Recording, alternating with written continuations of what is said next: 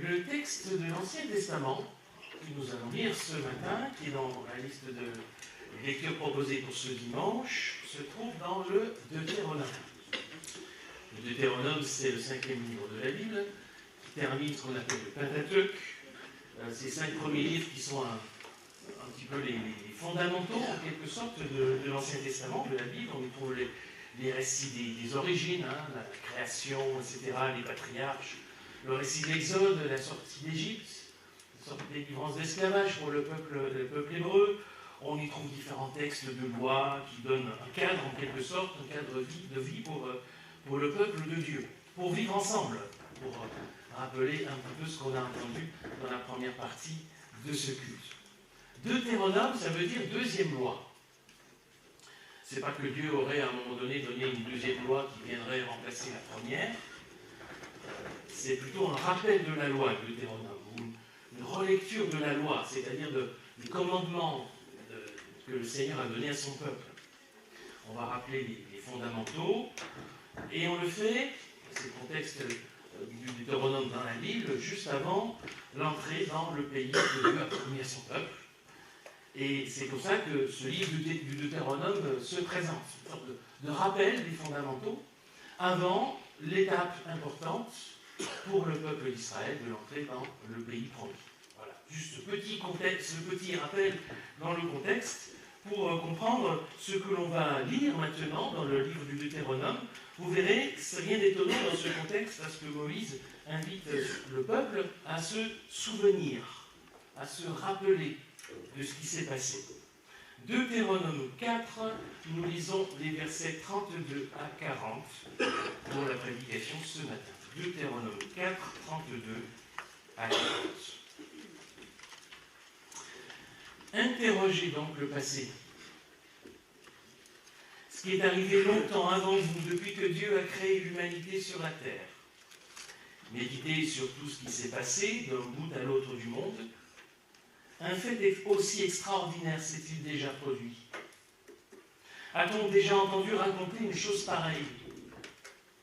Existe-t-il un autre peuple qui ait entendu un Dieu lui parler du milieu du feu et qui ait survécu comme cela vous est arrivé? Ou bien un autre Dieu que le vôtre a-t-il essayé un jour d'arracher son peuple à la domination d'un peuple ennemi en recourant à des signes impressionnants et des prodiges, des exploits irrésistibles et terrifiants? Non, mais le Seigneur votre Dieu vous a arraché de cette manière de l'Égypte, comme vous l'avez vu de vos propres yeux. Vous avez vu pour comprendre que le Seigneur est ce Dieu-là et qu'il n'y en a pas d'autre. Des cieux, il vous a fait entendre sa voix pour vous enseigner à être obéissant sur terre. Il vous a fait voir un grand feu et vous l'avez entendu parler du milieu de ce feu. Parce qu'il aimait vos ancêtres et qu'il vous a choisis, vous leurs descendants, il vous a fait sortir d'Égypte lui-même, grâce à sa force immense. Il va maintenant mettre en fuite à votre approche des peuples plus nombreux et plus puissants que vous, et vous conduire dans leur pays pour vous le donner en possession dès aujourd'hui. Reconnaissez donc aujourd'hui et réfléchissez-y sans cesse que le Seigneur est ce Dieu-là, aussi bien dans les cieux que sur la terre, et qu'il n'y en a pas d'autre. Mets en pratique ces lois et ces commandements que je te transmets aujourd'hui. Toi et tes descendants par la suite, tu y trouveras le bonheur et tu vivras ainsi longtemps dans le pays que le Seigneur ton Dieu te donne pour toujours. Jusqu'ici, la lecture de ce texte du Deutéronome. Donc vous voyez, on entend les échos dans ce texte, dans ces paroles de Moïse, de ce qui s'est passé au moment de la sortie d'Égypte, des signes extraordinaires que Dieu a donnés par l'entremise de Moïse pour délivrer son peuple. Et on le voit ici, dans ce texte, Moïse invite le peuple à se souvenir, ou plus précisément à interroger le passé. Je trouve cette formule intéressante, et j'aimerais qu'on s'arrête d'abord sur cette formule pour ce matin. Interroger le passé. Se poser des questions sur ce qui s'est passé. Et il invite un retour en arrière en 2 temps. D'abord, d'aller le plus loin possible. Souviens-toi de ce qui est arrivé longtemps avant vous, depuis ce que Dieu a créé depuis que Dieu a créé l'humanité sur la terre. D'abord, il s'agit de contempler l'œuvre du Créateur, de s'émerveiller devant la création et la façon dont cette création autour de nous, ce monde, cette nature extraordinaire, nous dit ce qu'elle témoigne de la grandeur de Dieu qu'il a créé. Interroge, regarde, questionne, observe. Qu'est-ce que tout cela te dit de Dieu? Y a-t-il un Dieu plus grand que cela? Et ensuite, Moïse invite le peuple à interroger un passé bien plus proche, qui remonte à quelques années à peine avec la sortie d'Égypte. Et là, il évoque avec un peu plus de détails dans notre texte la façon dont Dieu a, de sa main forte, délivré son peuple, la façon dont il l'a délivré de l'esclavage en Égypte. Évidemment, il le fait sous forme de questions. Mais, vous l'avez remarqué, enfin, vous en doutez bien, ces questions, on a déjà la réponse. C'est une formule, des formules rhétoriques. La réponse, elle est sous-entendue. Un fait aussi extraordinaire, s'est-il déjà produit? Ben non, évidemment. Existe-t-il un autre peuple qui a entendu un Dieu lui parler au milieu du feu et qui est survécu comme cela vous est arrivé? La réponse est non, évidemment. Interrogez le passé. Est-ce qu'il vous arrive d'interroger le passé? Est-ce qu'il vous arrive de considérer la façon dont Dieu a agi par le passé? Dans le monde, autour de nous, dans votre vie. Je crois que c'est un exercice utile, auquel ici Moïse invitait le peuple et de manière indirecte, il nous invite aussi à interroger le passé. On peut, comme Moïse invite le peuple, remonter nous aussi aux origines, contempler l'œuvre du Créateur, regarder autour de nous, contempler cette nature merveilleuse que Dieu a créée, que l'homme a tendance à abîmer, malheureusement, mais dans laquelle transparaît encore la gloire du Créateur. Contempler ce que Dieu a créé, contempler la façon dont Dieu a délivré son peuple, ou nous a délivrés, comment il nous sauve. Et si la délivrance du peuple hébreu en Égypte est une œuvre plutôt éloignée pour nous, qui remonte à pas mal de siècles en arrière, il y a une autre œuvre qui est source d'émerveillement, de salut, de libération pour nous. C'est l'œuvre qui est déjà un peu ancienne aussi, qui date de quelques 2000 ans, que Dieu a accompli par le Christ, par laquelle nous sommes sauvés. Une œuvre plus grande encore que la sortie d'Égypte. Une œuvre aussi extraordinaire que l'œuvre de création elle-même. Interrogeons le passé. Interrogeons ce que Dieu a fait pour nous en Christ.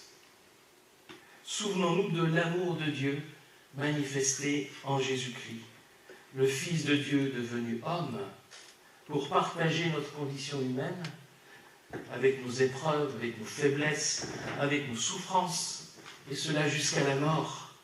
Est-ce qu'il y a une preuve d'amour plus grande que celle-ci? Non, évidemment que non. Interrogeons le passé et souvenons-nous de cette mort injuste et scandaleuse de Jésus qu'il a pourtant acceptée par amour pour nous. Sa mort est le sacrifice ultime qui nous accorde le pardon plein et entier de Dieu. Est-ce qu'il y a une source de paix, d'assurance plus grande que cela? La réponse est non, évidemment. Interrogeons le passé pour contempler le matin de Pâques, aux côtés des premiers témoins de la résurrection devant le tombeau vide. Le Christ a vaincu la mort. Est-ce qu'il y a un triomphe plus éclatant dans toute l'histoire de l'humanité? Quelle est la réponse? Non, évidemment. Interrogeons le passé pour nous souvenir des promesses de Jésus qui ont été accomplies après son ascension, après son retour auprès du Père, lorsque le Saint-Esprit a été envoyé. On l'a célébré dimanche dernier, dimanche de Pentecôte. Est-ce qu'il y a une promesse plus extraordinaire que celle du Saint-Esprit qui vient faire sa demeure en nous? Dieu lui-même qui fait de nous sa maison, le lieu de sa résidence. Y a-t-il une promesse plus extraordinaire? Non. Évidemment, il n'y en a pas de plus extraordinaire. Interrogeons le passé. Demandons-nous ce que Dieu a fait pour nous et émerveillons-nous.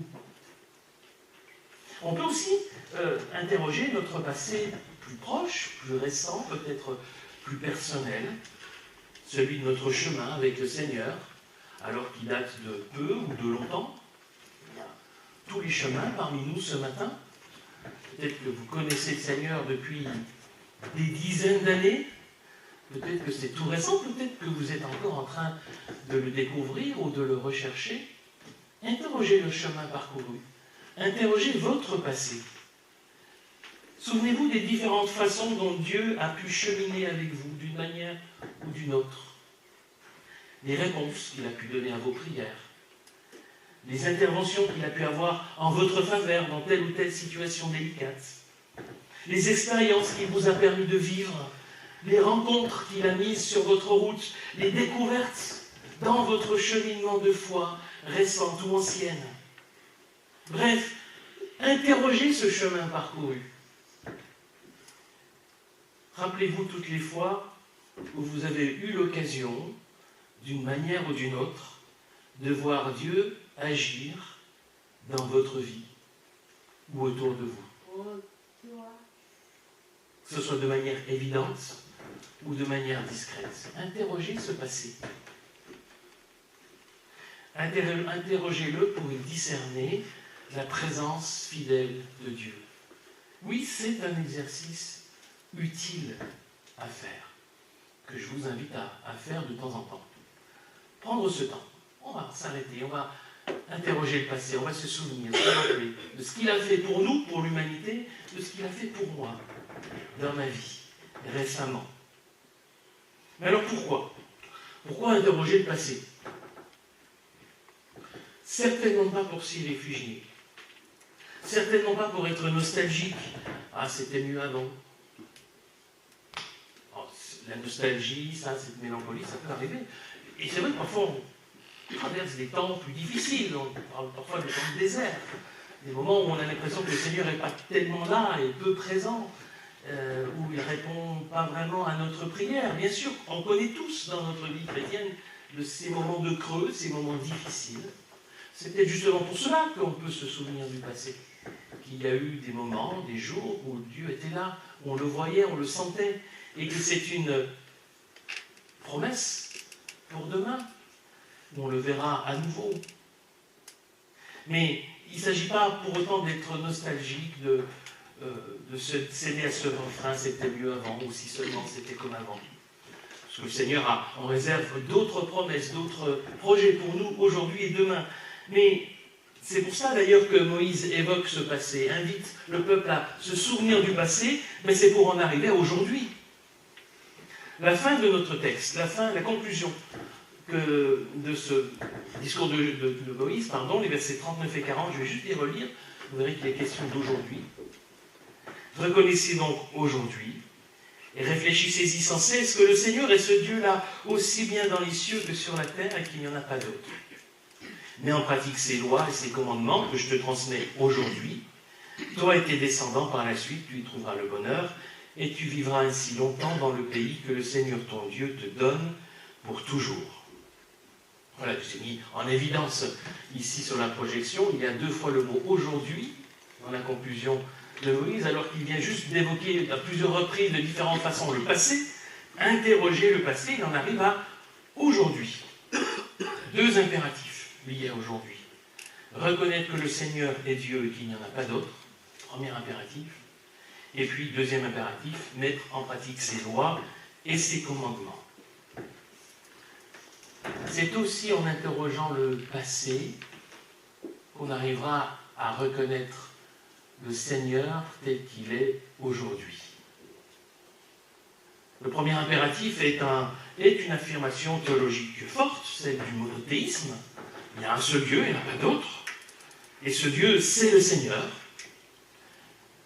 Et en interrogeant le passé, on peut affirmer que ce Dieu unique, qui est le Seigneur, on peut dire que c'est lui qui a créé l'univers, on peut dire que c'est lui qui a délivré son peuple en Égypte, on peut dire que c'est lui qui a envoyé son Fils pour notre salut, on peut dire que c'est lui qui habite en nous par son esprit, on peut dire que c'est lui qui nous accompagne tous les jours, à chaque instant, on peut dire que c'est lui qui manifeste de différentes façons sa présence dans notre vie. Donc, il y a une affirmation, plus qu'une affirmation théologique. Oui, on dit il y a un seul Dieu, et ce Dieu c'est le Seigneur.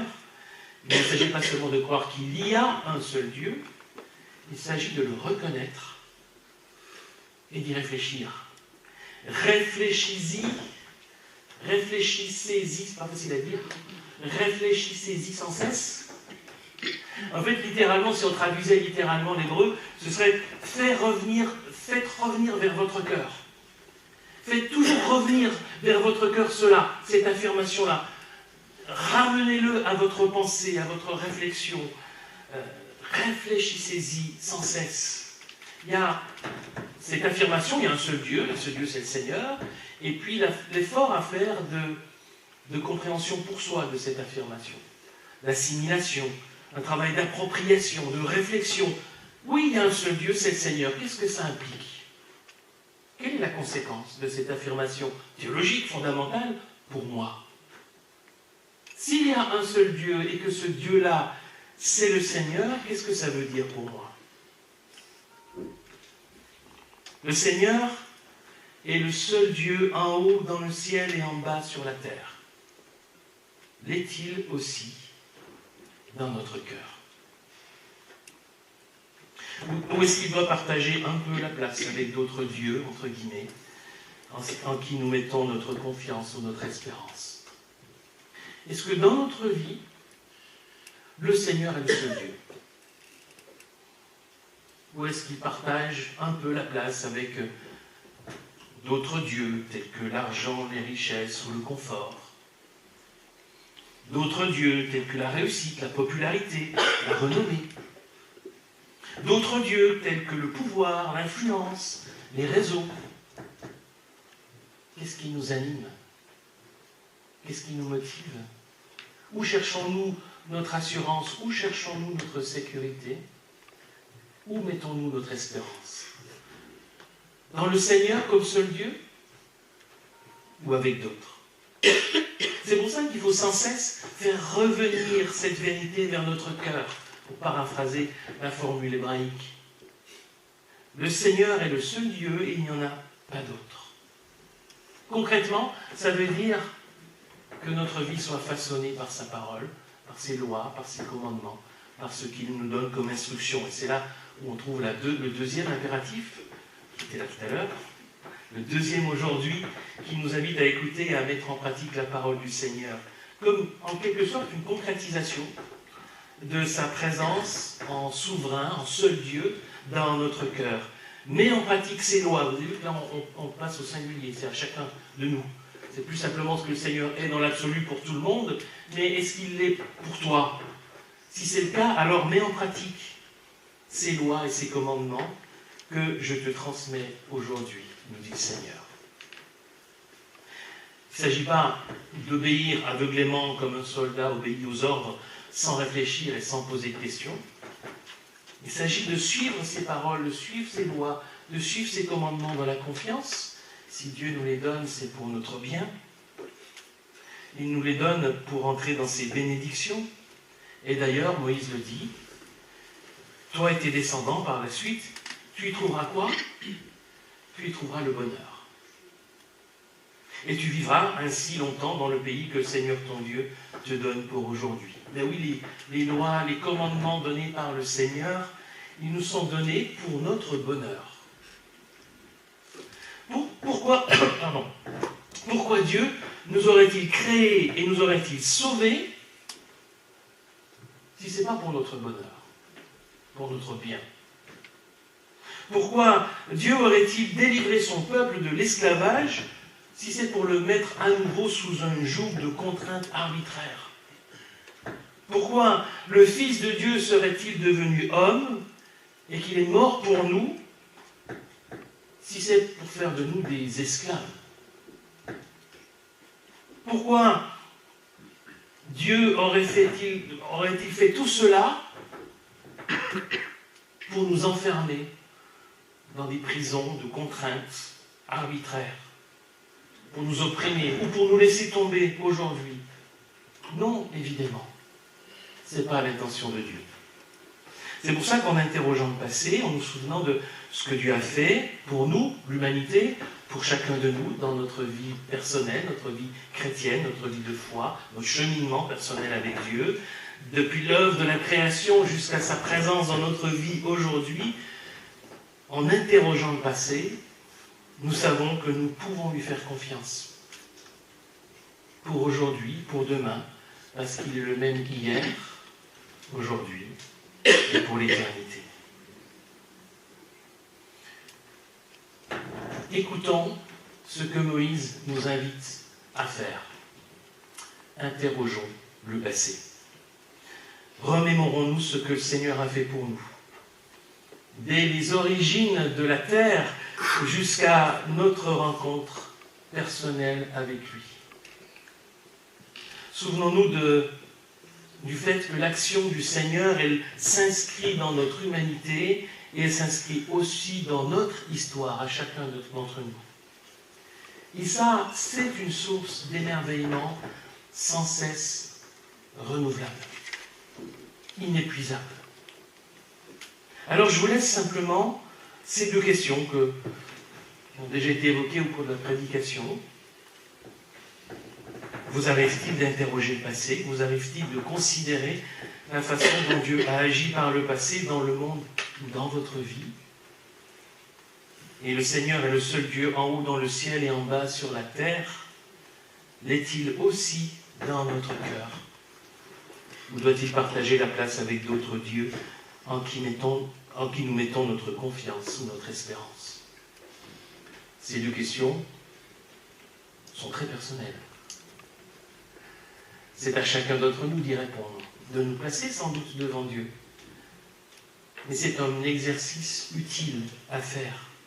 Si nous répondons à ces questions, alors c'est que nous chercherons à interroger le passé pour mieux accueillir aujourd'hui le Seigneur comme notre Dieu, lui, le seul et l'unique.